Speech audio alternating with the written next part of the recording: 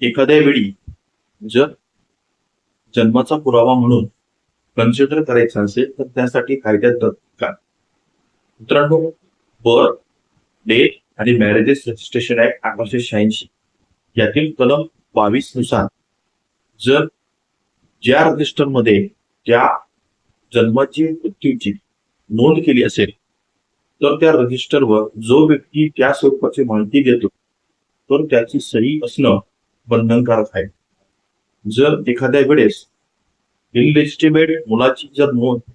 त्या रजिस्टरमध्ये घ्यायची असेल तर अशा परिस्थितीमध्ये जो व्यक्ती सांगतो की मी त्याचा वडील आहे तर या बाबतीत त्याची आई आणि त्याचे वडील